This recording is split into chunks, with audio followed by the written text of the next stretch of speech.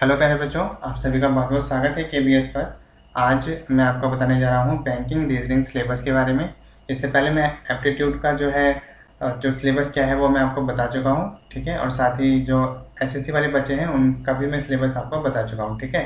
तो धीरे धीरे करके मैं आपको सारे ही पोर्शन आपको कवर करूँगा बैंकिंग का और साथ ही एसएससी का, ठीक है। तो आज मैं बैंकिंग के बारे में डिस्कस कर रहा हूँ, तो थोड़ा उसके बारे में जान लेते हैं। देखिए, बैंक के जो एग्ज़ाम है मेनली तौर पर आपके दो ये जो है, एक तो एसबीआई और एक आपका आता है आईबीपीएस, ठीक है। तो ये SBI PO clerk specialist officer SO और आपका एक और आता है आईटी डिपार्टमेंट, उसके ये सारे एसबीआई के जितने भी है वो आपका एसबीआई ही कंडक्ट कराता है, ठीक है।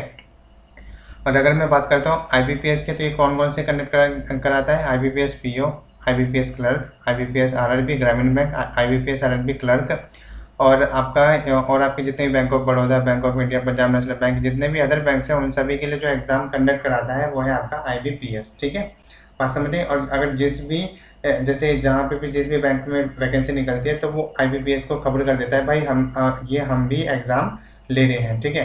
तो अगर कोई सेलेक्ट होता है तो वो हमारे यहाँ काम कर सकता है, तो वो इसको बता देता है। तो जब आप फॉर्म में भर देना तो वहाँ पे उस बैंक का नाम आ जाता है, ठीक है।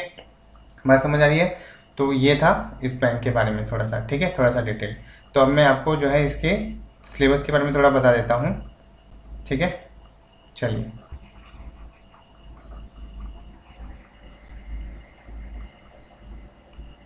देखिए थोड़ा सा अलग सा पेन ले लेते हैं ताकि दिक्कत ना हो। अब देखो क्या है यहाँ पर, अल्फा न्यूमेरिक सीरीज पहला आपका आएगा अल्फ़ाबेटिकल सीरीज, जिसमें हम पढ़ेंगे alphanumeric series. Alphabetical series में आपके कई तरीके से पढ़ेंगे, ठीक है। और फिर दोनों का पढ़ेंगे, अल्फा न्यूमेरिक सीरीज पहले अल्फ़ाबेटिकल फिर numeric then alphanumeric series, ठीक है। तो इस हिंदी वाले बच्चे देख लेंगे, इसको हम क्या बोलते हैं? इसको हम बोलते हैं वर्णमाला, वर्णमाला श्रृंखला। इसको हम क्या बोलते हैं?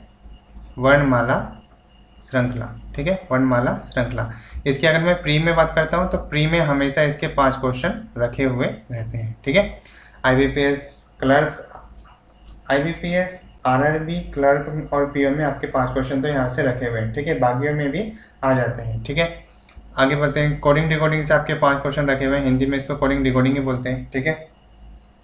अगला आपका आता है डायरेक्शन एंड डिस्टेंस। तो डायरेक्शन डिस्टेंस से आपके कम से कम आप ऐसे समझ सकते हैं कि 2 से 3 क्वेश्चन, 2 से 3। और क्लर्क में बात करें तो इसमें 5 क्वेश्चन, ठीक है। 2 से 3 क्वेश्चन तो नॉर्मली पीओ, जैसे एसबीआई पीओ हो गया, आपका आईबीपीएस पीओ हो गया, तो इसमें रखे हुए हैं 2 से 3। लेकिन नॉर्मली आरआरबी के पैटर्न से देखें तो आरआरबी आपका पीओ और आरआरबी आपका क्लर्क, उसमें आपके 5 क्वेश्चन यहाँ से रखे हुए हैं, ठीक है। बात समझ आई? इनइक्वालिटी की बात करते हैं तो इसको हम क्या बोलते हैं? इसको हम बोलते हैं आपका असमानताएं। इसको हम क्या बोलते हैं? आपका असमानताएं, असमानताएं, ठीक है, असमानता। इनइक्वालिटी से भी आपका क्लर्क में कम से कम 5 क्वेश्चन, और अगर हम प्योर नॉर्मल की बात करते हैं तो 2 से 3 क्वेश्चन इसके रखे हुए हैं, ठीक है। इसमें उसके बाद आपका आता है रैंकिंग। तो रैंकिंग आपका हो गया आपका क्रम व्यवस्था, ठीक है। रैंकिंग आपका क्या हो गया? क्रम व्यवस्था। रैंकिंग आपका क्या हो गया? क्रम व्यवस्था। तो उस पर बेस्ड आपके जो है रैंकिंग पे बेस्ड कम से कम 2 से 3 क्वेश्चन पूछे जाते हैं, ठीक है। अगर आप देखोगे तो नॉर्मली 1 से 2 ही क्वेश्चन इसका आता है रैंकिंग का, ठीक है। सिटिंग अरेंजमेंट बहुत ही लार्ज चैप्टर है, तो ये आपका 5 से 15 क्वेश्चन, या फिर ऐसा कहूँ मैं 15 से 20 क्वेश्चन, 15 से 20 क्वेश्चन आपके एग्जाम में रखे हुए हैं, ठीक है। क्लर्क में जिसमें 40 मार्क्स आते हैं, आरआरबी का जो होता है उसमें आपके 15 से 20, और जो नॉर्मली जिसमें 35 आते हैं पीओ में, एसबीआई पीओ, आईबीपीएस पीओ, तो उन सभी में आपके जो है 5 से 15 क्वेश्चन आपके रखे हैं, ठीक है। ऐसी पजल के भी आपके 5 से 15 क्वेश्चन, ठीक है। तो इन दोनों को, सिटिंग अरेंजमेंट और पजल को मिलाकर आपके 5 से 15 क्वेश्चन फिक्स होते हैं, ठीक है। सिलॉक्स के बारे में बात करते हैं तो सिलॉक्स के आपके 5 क्वेश्चन फिक्स हैं, ठीक है। मशीन इनपुट आउटपुट ये आपका मेन का टॉपिक है, ठीक है। तो आपका मेन में ही आता है, तो ये मेन में भी कितने 5 नंबर का टॉपिक है, ठीक है। 1-2 टॉपिक और रह गए हैं, कौन से? एक तो आपका आया है कौन सा? एक आपका है पेयर फॉर्मेशन, 10वां नंबर आपका आ गया पेयर फॉर्मेशन, ठीक है। 10वां नंबर आपका क्या आ गया? Pair formation. इसको हम बोलते हैं क्या? युग्म गठन। इसको हम बोलते हैं हिंदी में युग्म गठन, ठीक है। इसको हम क्या बोलते हैं हिंदी में? युग्म गठन, ठीक है। युग्म गठन पेयर फॉर्मेशन से बात करते हैं तो इससे 1 से 2 क्वेश्चन आपका बंधा हुआ है, ठीक है। अगला हम देखते हैं, अगला आता है आपका ब्लड रिलेशन। अगला आपका क्या आता है? ब्लड रिलेशन, ठीक है। अगला आपका आता है ब्लड रिलेशन। ब्लड रिलेशन की अगर मैं बात करता हूँ तो इसमें अगर क्लर्क में देखेंगे तो 5 क्वेश्चन इससे बंधे हुए हैं, या जनरली अगर मैं बात करता हूँ तो 2 से 3 क्वेश्चन सभी एग्जाम में, बैंक के सभी एग्जाम में जो है इससे आते हैं। ठीक है, बात समझ आए? तो ये था आपका, बात समझ आए? आगे बढ़े, चलिए अगला देखिए। अगला आपका आता है statement and argument, statement and argument, statement and assumption, statement and conclusion, statement and conclusion and inference, course of action, course of effect, decision making. ठीक है, तो ये जो आपके आते हैं ना, इससे आपके जो क्वेश्चन आपके बनते हैं वो आप ऐसा समझ सकते हैं 2 से 3 क्वेश्चन आपके मेन एग्जाम के। ठीक है, तो ये मेन लेवल में आते हैं।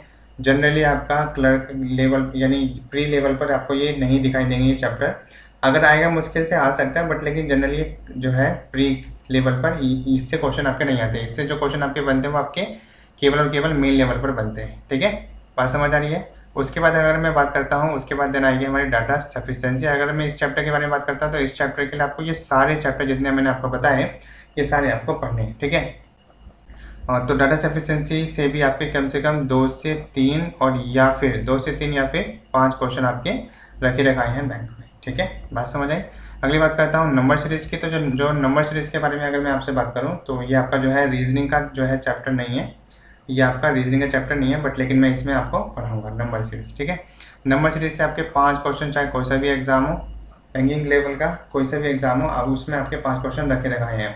तो जो रखे गए हैं उन पर आपको जो है मेहनत करने की ज़्यादा ज़रूरत है। ठीक है, बात समझ आ रही है आप सभी को? ठीक है, तो ये सारी इन्फॉर्मेशन मैंने आपको यहाँ पे बता दी है। ठीक है, तो इस तरीके से आप जो है बहुत ही आसानी से, पहले मैंने आपको सिलेबस बता दिया, धीरे धीरे करके मैं आपको ये सारे चैप्टर्स आपको पढ़ाऊँगा। ठीक है, तो अच्छा हिंदी में मैं इनमें इनके नाम बता देता हूँ। जैसे कि स्टेटमेंट एंड आर्ग्यूमेंट का मतलब क्या हो गया? स्टेटमेंट का मतलब तो कथन ही हो गया। ठीक है, तो अगर कहीं भी स्टेटमेंट आता है तो वो हो गया कथन, अगर आर्ग्यूमेंट है तो वो आ गया कथन और तर्क। ठीक है, कथन और तर्क। एजम्पशन के बारे में बात करते हैं तो एजम्पशन में आपका क्या आ जाएगा? पूर्व धारणाएं। एजम्पशन में आपका क्या आ जाएगा? पूर्व धारणाएं। पूर्व धारणाएं, एजम्पशन में आपको क्या आ जाएगा? पूर्व धारणाएं। ठीक है, स्टेटमेंट तो आप जानते हैं कथन, और कंक्लूजन में आपका क्या आ जाएगा? निष्कर्ष। ठीक है, इसमें आपका आ जाएगा निष्कर्ष से। ठीक है, निष्कर्ष से। ठीक है, तो कथन और निष्कर्ष, कथन और पूर्व धारणाएं, कथन और तर्क। ठीक है, कोर्स ऑफ एक्शन का आपका क्या आ जाता है? कोर्स ऑफ एक्शन में आपका आ जाता है कार्यवाही, कथन। ठीक है, ये आपका आ जाता है कार्यवाही। ठीक है, तो ये सारे चैप्टर में आपको कराऊंगा कार्यवाही, कॉज एंड इफेक्ट, तो ये आपका आ गया कथन और परिणाम। तो कॉज, ये आपका कथन और कार्यवाही हो गया, और ये आपका हो गया कॉज एंड इफेक्ट मतलब कथन और प्रभाव। ठीक है, कथन और परिणाम ऐसे भी आप जान सकते हैं, उसका परिणाम क्या होगा, उसका इफेक्ट क्या पड़ेगा, कथन और परिणाम। ठीक है, कथन और परिणाम। डिसीजन मेकिंग मतलब आपका क्या हो गया? निर्णय लेना। डिसीजन मेकिंग आपका क्या हो गया? ये आपका हो गया निर्णय लेना। डिसीजन मेकिंग आपका हो गया निर्णय लेना। ठीक है, बात समझ आए? और डाटा सफिशिएंसी को हिंदी में हम क्या बोलते हैं? आंकड़े अपर्याप्त, आंकड़े अपर्याप्त। ठीक है, आंकड़े अपर्याप्तता, आंकड़े अपर्याप्तता इसको हम बोलते हैं। नंबर सीरीज आप सभी जानते हैं। ठीक है, तो ये जो है इसके और नंबर सीरीज के 5 से 6 क्वेश्चन आपके बंधे हुए हैं। तो ये सारे मैंने आपको बता दिया, हिंदी में भी सारी इन्फॉर्मेशन मैंने आपको बता दी है। तो इस तरीके से हम जो है अपना चैप्टर वाइज चैप्टर लेके चलेंगे। ठीक है, तो आशा करता हूँ कि आप सभी को पूरा कंटेंट अच्छे से समझ आ गया है कि हम जो है हमारा सिलेबस किस तरीके से चलने वाला है। ठीक है, तो आज के लिए इतना ही, और हमारे साथ जुड़े रहिए, और जितने भी हम आपको ये पूरा सिलेबस कराएंगे वो भी फ्री में। ठीक है, साथ ही आपके जो फ्रेंड्स हैं उन सभी से जाके भी आप बोल सकते हैं। ठीक है, चैनल के बारे में बता सकते हैं, और अगर आप वीडियो अच्छी लगे तो आप लाइक कर सकते हैं। आप सभी जानते हैं होशियारी क्या है, क्या करना है आपको। ठीक है, तो दोस्तों आज के लिए इतना ही, फिर मैं बोलूँगा आपको नेक्स्ट वीडियो में। तब तक के लिए जय हिंद, वंदे मातरम।